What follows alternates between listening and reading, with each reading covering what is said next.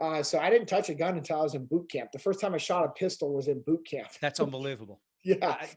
And then going through SEAL training, trying to learn how to shoot in the stressful environment of becoming a SEAL, trying to go through training, that was unique. But I had good instructors, and I had good older guys in my buds class that really helped me on the side of just saying, hey, here's some fundamentals and blah, blah, blah, blah. Like, some Okay. really cool guys in my buds class that helped in addition to the instructors.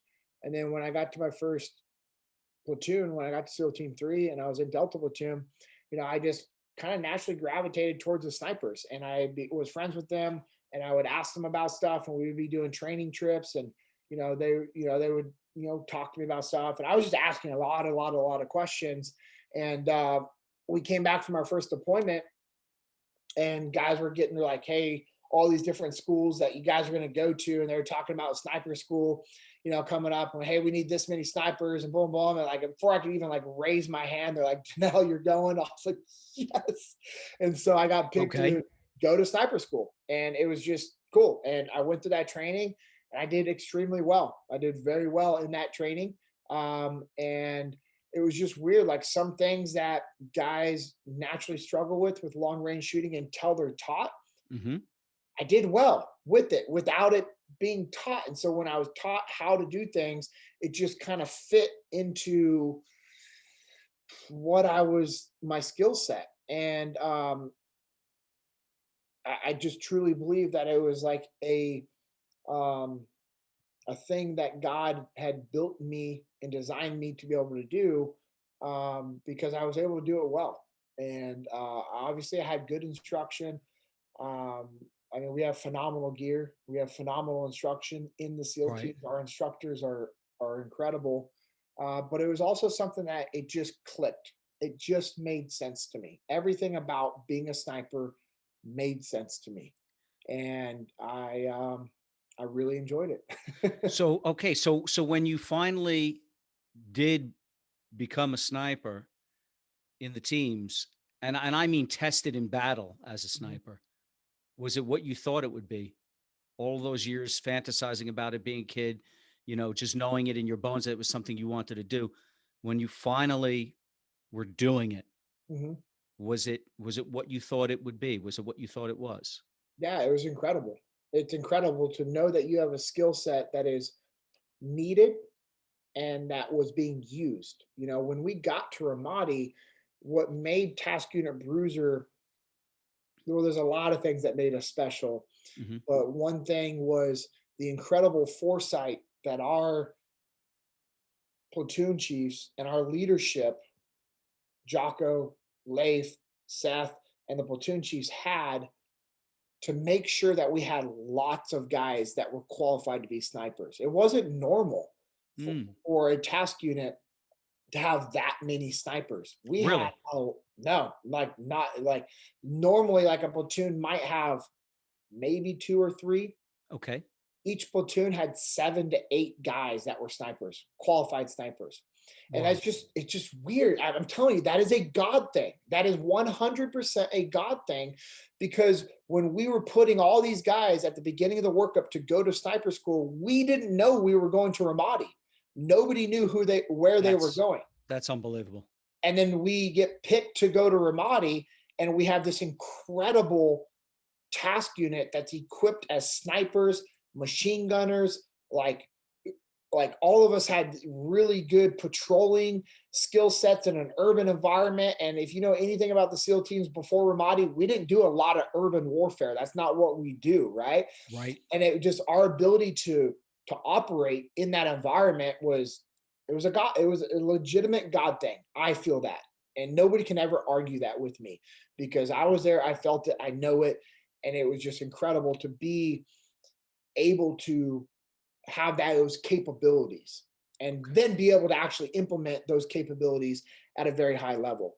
And when we were during our sniper overwatches to provide security for these soldiers and sailors and marines that were doing clearance and building combat outposts to have fortified living and fighting positions in the city, for us to have the ability to provide security and protection for them was incredible.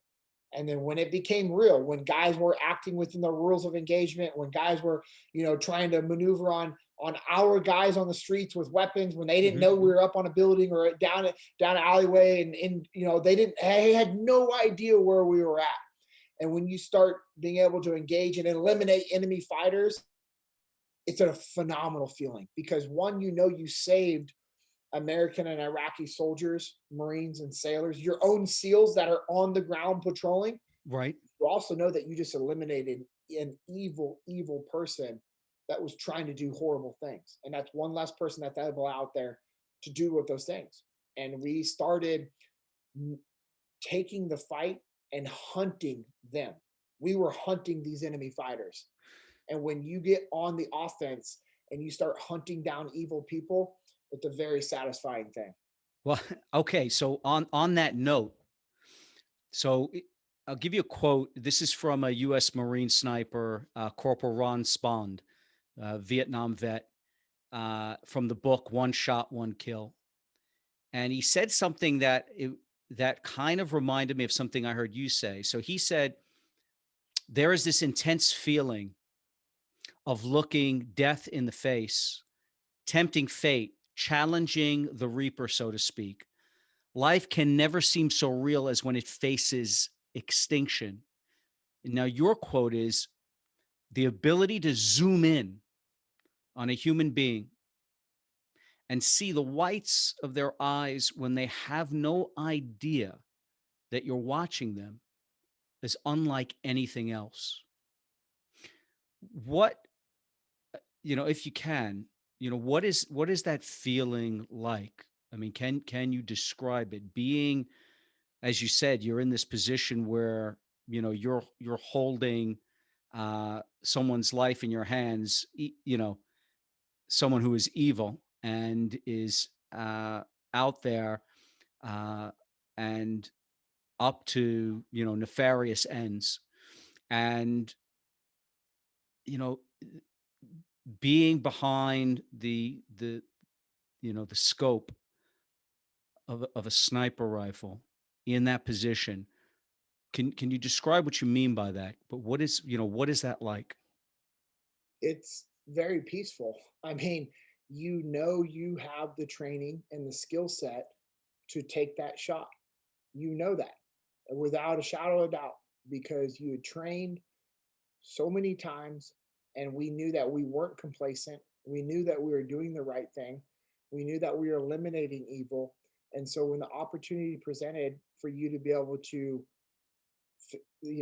zoom in, get your sights on an enemy fighter, confirm what they're doing has a hostile intent and act, and they're trying to hurt, harm, or kill somebody else, Hmm. and or they're within the rules of engagement, and you manipulate the safety off that weapon, and you're taking the slack out of that trigger, and you're focusing on your breathing, you're focused on those crosshairs, and you're calculating your wins and your holds, and you're absorbing everything. It's like everything all flows together, and that gun goes off and it surprises you, because that's how it should be when you're pulling that trigger with a long range rifle. Hmm. And then your training kicks in, right?